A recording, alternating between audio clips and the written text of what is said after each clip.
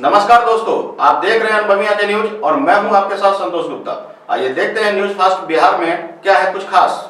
हिंदू पंचांग के अनुसार बसंत पंचमी हर साल माघ महीने के शुक्ल पक्ष की पंचमी तिथि को मनाई जाती है।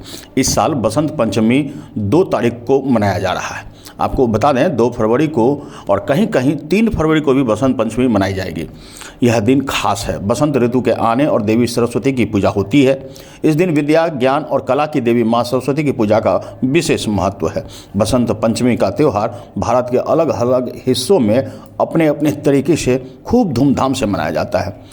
लेकिन यह तो बसंत पंचमी की और माँ सरस्वती की, ज्ञान की देवी की पूजा की बात थी। लेकिन यह इसकी शुरुआत क्यों हुई और कब हुई, कैसे हुई, आइए हम उसके बारे में आपको बताते हैं। बसंत पंचमी का सीधा संबंध माँ सरस्वती से है। पौराणिक कथा के अनुसार जब भगवान ब्रह्मा ने सृष्टि की रचना की तो सृष्टि में कोई जीवन नहीं था। यह जीवन शांत और बिना किसी आवाज के था। भगवान ब्रह्मा ने अपने कमंडल से जल छीटा जिससे देवी सरस्वती प्रकट हुई। कहते हैं कि सरस्वती ने बीना बजाकर पूरे संसार में मधुर आवाज फैलाई और सृष्टि में जीवन का संचार किया। तभी से देवी सरस्वती को ज्ञान की देवी, संगीत और कला की देवी माना जाने लगा है और इस तिथि पर ही बसंत पंचमी होती है और इसलिए इसी दिन, इसी तिथि को माँ देवी कला की माँ की पूजा आराधना की जाती है।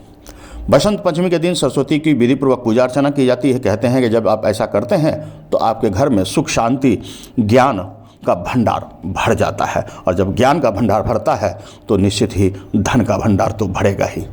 बसंत पंचमी को ऋतु के आगमन के रूप में भी मनाया जाता है।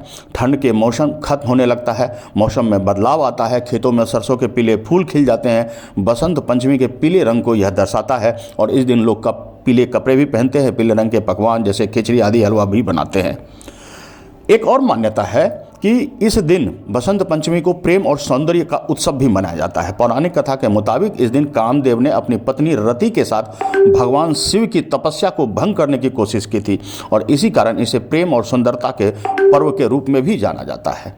आपको हम यह भी बता दें कि बसंत पंचमी के दिन सरस्वती पूजा का खास पूजा होता है और उनके चरणों में पुस्तकें, कापियाँ, कलम रखकर पूजा आराधना की जाती है ताकि देवी की कृपा बनी रहे। ये तो आपको मैंने तथ्यों से जानकारी दी है। अब हम आपको बताते हैं कि बिहार में इसका खास उत्सव मनाया जाता है। बिहार के पूर्णिया जिले के बनमनकी में आप देखिए इन मूर्तिकारों ने किस तरह मिट्टी की मूर्तियों में माँ सरस्वती की जान फूंक दी है। बड़ा ही मनोरम है। कला के पुजारी अपनी कला से मिट्टी को तराश कर माँ का जो स्वरूप बनाते हैं वो बड़ा ही मनोरम होता है। दृश्य मनभावन और मन लुभावन इन दृश्यों को देखने के बाद ऐसा प्रतीत होता है मानो माँ साक्षात मौजूद हो।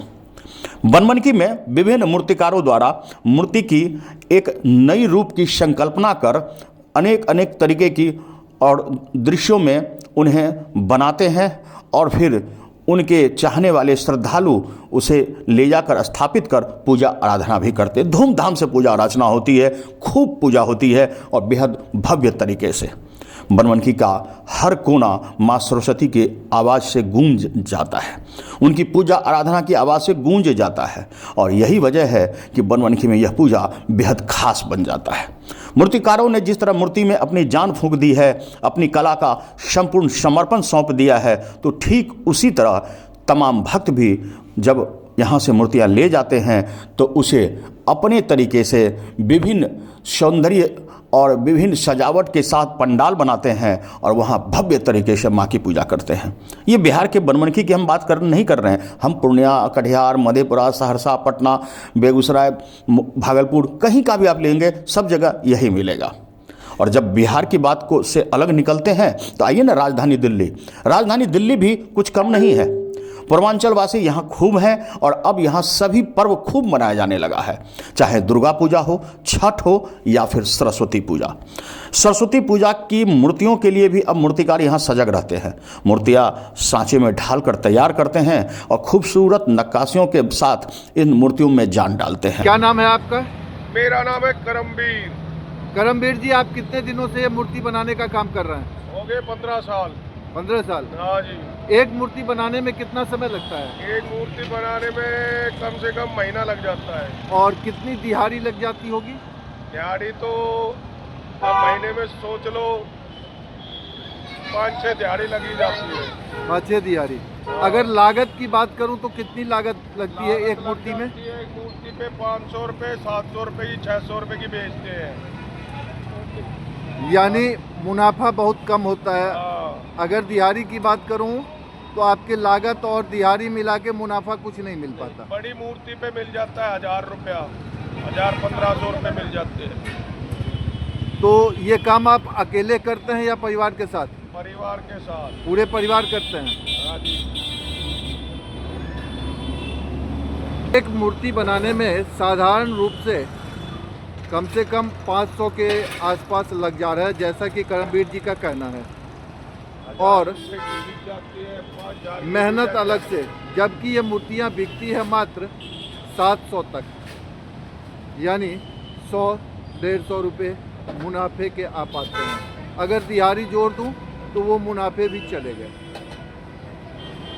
और भक्त हैं जो यहाँ भी ले जाकर अपने अपने पंडालों में इनकी पूजा आराधना करते हैं और फिर अगले दिन यमुना में विसर्जन। निश्चित रूप से यह भव्य पर्व है और इस पर्व की भव्यता आप इसी बात से समझ सकते हैं कि नए ऋतु और नए मौसम के साथ साथ माँ सरस्वती ज्ञान और कला की देवी की पूजा आराधना कर आप धन्य हो जाते हैं। और हाँ, जाते जाते आपको बता दें कि इस बार कई दशक, जी हाँ कई दशक के बाद यह संयोग अच्छा बना है माँ सरस्वती के पूजन का, जिसकी पूजा आराधना करने के बाद आपके घर सुख, संपत्ति, धन धान्य, नौकरी, शिक्षा से जुड़ी तमाम कार्य संपन्न हो जाएंगे। यह खास अवसर आया है कई दशक के बाद, और इस दशक के बाद जो आई है यह बेला, इसको आप चूक ना जाए, पूजा आराधना में मन लगाए। बोलिए माँ सरस्वती की जय हो। दिल्ली से प्रभात शर्मा और बिहार पूर्णिया के से गौरव गुप्ता की खास कवरेज। इतना ही, हमारे साथ बने रहिए और देखते रहिए अनुभवी आंखें न्यूज और पढ़ते रहिए अनुभवी आंखें अखबार। सोशल साइट्स, ऑनलाइन चैनल पे जाकर आप हमारे चैनल्स को देख सकते हैं, लाइक और सब्सक्राइब भी कर दीजिए। दोस्तों, आप हमसे जुड़ने के लिए अपना पासपोर्ट साइज फोटो और एक आधार कार्ड की फोटोकॉपी हमें भेज दें और हमसे जुड़ें। हमारे से जुड़ने के लिए इस नंबर पे आप हमसे बात कीजिए। हमारा नंबर है 8826227802।